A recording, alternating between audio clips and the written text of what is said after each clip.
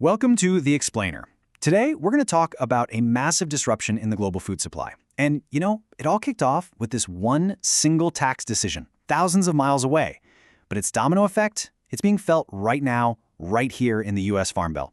So get a load of this quote from a commodity trader. China will have enough beans without U.S. beans. Wow.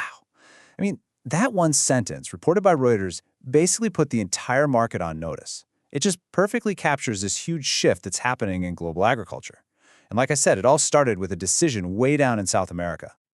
So, the big question is, right? How on earth did one country's short-term tax policy cause such a massive stir in global markets?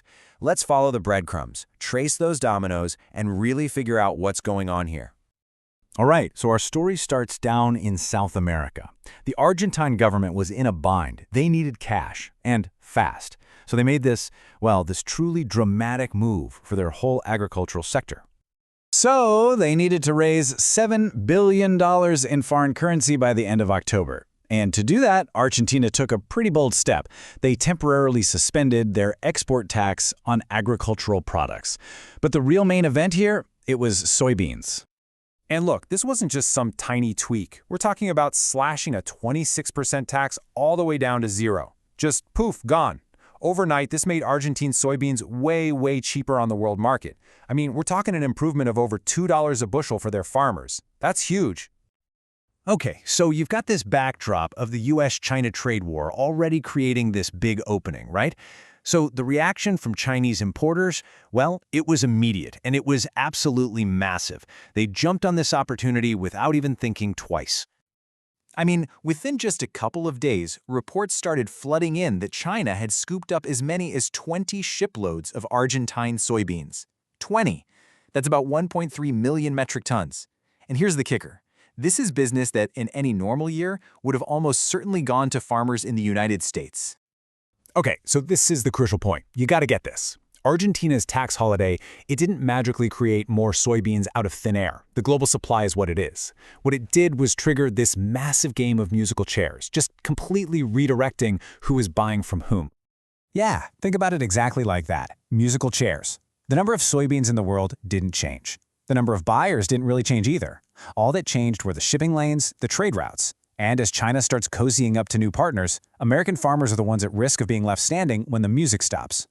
And the impact on the ground, it is absolutely staggering. I mean, look at this. In a typical year, by this point in the fall, China would have already bought something like 12 to 13 million metric tons of U.S. soybeans. This year, a big, fat zero.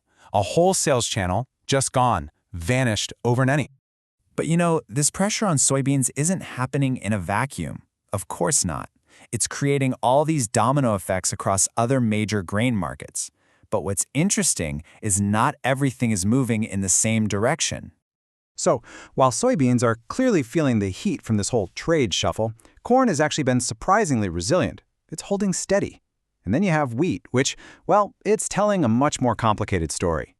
So you might be asking, why the difference? Well, with corn, it's all about demand. It's being propped up by incredibly strong and consistent demand, especially from Mexico, which has just been making these major purchases. Now, wheat is a different beast. On the one hand, it's getting squeezed by a strong US dollar that makes it more expensive for other countries. But on the other hand, it has this potential upside risk from all the geopolitical tensions with Russia, who happens to be the world's top wheat exporter. I mean, any escalation over there could send prices through the roof.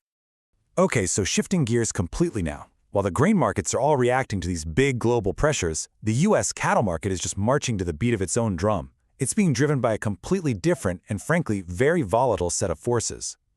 And it is a true roller coaster over there. Seriously. One minute, you get a supply report that boosts prices. The next, there's a disease scare in Mexico, this screwworm thing, and that sends prices even higher on fears of a border closure. But then, just as quickly, wholesale beef prices start to fall, and that pulls everything right back down. And just to throw another wrench in the works, the USDA comes out and hints at some future plan to rebuild the herd, adding this whole new layer of who knows what's going to happen. Okay, so let's zoom out for a second. How do we connect all these individual market moves, the soybeans, the corn, the cattle, to the larger forces that are literally redrawing the global map for agriculture? Because at the end of the day, this stuff impacts the food on our tables. So what's the big picture here? What are the key takeaways? Well, first, there's no question the US-China trade war is the main engine here, redrawing all these trade flows. Second, that strong US dollar is a real headwind, making American exports more expensive. But this might be the most critical piece of the puzzle. China's move isn't just a spur-of-the-moment thing. As one analyst pointed out, this is part of a decade-long strategy to diversify its suppliers, which even includes funding infrastructure in South America to make it happen. You mix in the uncertainty from the Federal Reserve and their interest rate policy, and you've got yourself a perfect storm. And all of this leaves us with the one giant question that everyone is asking right now. Is this just a temporary shuffle, something caused by a trade spat and a quick tax holiday, or are we witnessing a permanent, fundamental redrawing of the global food map? Because the answer to that question is going to have some profound consequences for farmers, for traders, and for all of us for years and years to come.